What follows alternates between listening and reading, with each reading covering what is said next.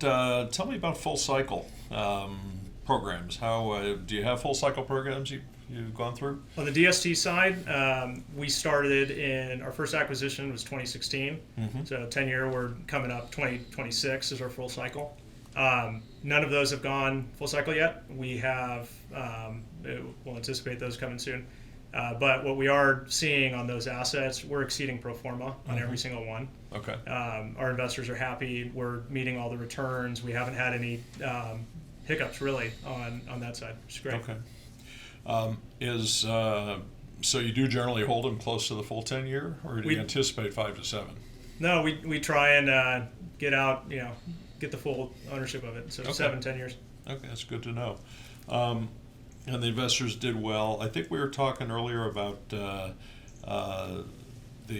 kind of the 80-20 hitting the bonus potential. Yeah. So this is a new aspect to. And again, we're trying to interrupt. We're trying today to keep things as general as we can. We're not talking about a specific property or address or building, more conceptual. But I think that's something that's woven into a lot of your projects, right? Yeah, we'll try not to get the compliance officers too excited. Absolutely.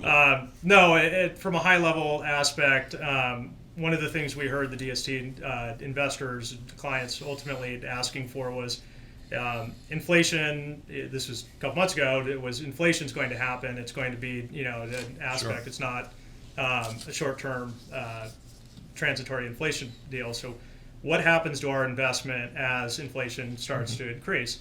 How do we hedge against any inflation impact to our equity and our investment? Our answer to that, and the markets asked for this, was we'd like to participate on additional cash flow over and above threshold. So we worked with our attorneys and our compliance groups and everything, came up with this structure where we split over a certain threshold. We'll split 80% of the additional profit goes to our investors. That's excellent. Yeah. Yeah, I know we've been, that's a question that's come up so much just with the last $6 trillion dumped into the economy. Not that there's anything wrong with that, of course, but folks are asking, well, gee, what about inflation? I can see the yield and the numbers they talk about on the TV about inflation are higher than the yields we're talking about. Does that mean I'm going backwards? Right. And so we find we're having to, we're in a good position because we like to contrast projects that have a master lease, that have that pricing elasticity built into it, against a fixed lease, triple net that's going to be there for, maybe there are rent bumps of a couple % a year, but they're definitely not going to keep up with inflation. Sure. So I think you got a very competitive edge there. Yeah. I mean, our goal at the end of the day, our pure focus is to the investors. Yeah. So we're buying these assets. We're putting our own money in it from the start. Our investors are coming in and taking us out. We want to be sure that we're structuring a deal that is attractive to that investment group and is going to be a safe investment, a good shelter of capital for that long-term hold period. It strives to be a safe investment. Right. Yeah. Okay. Compliance. Let's see. Interest rates. I mean, that's certainly been a hot button. Is that a topic, huh? Let's talk about that. I mean, we're turned on the TV the other day. They said inflation's done. It's done. And then was talking to Art Laffer a couple of months ago at an event. Got a couple of minutes with him, and he said that we've never brought inflation under control in the country without raising interest rates at least 1 point higher than the rate of inflation. And at the time, inflation was somewhere between 8 and 10, depending upon if you included those pesky things that keep going up or not. Sure. Right. So, how are you guys positioned then with inflation, with interest rates? Sure. On existing assets, we're placing fixed debt. So we have been fixing interest rates for the hold of the asset. So.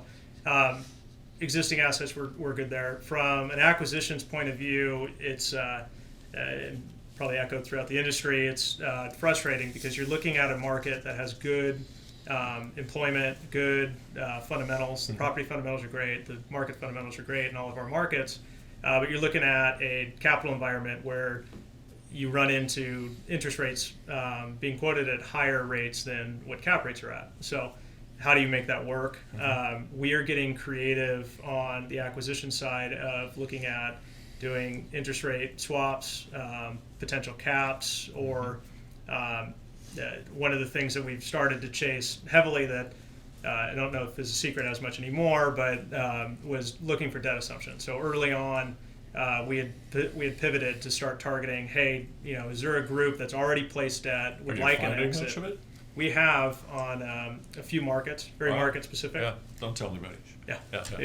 can't tell you which right. which opportunities we've been chasing right now, but no, we've been in discussion with some off-market groups and off-market properties to try and acquire one that has much lower interest rate than what you get on the market today.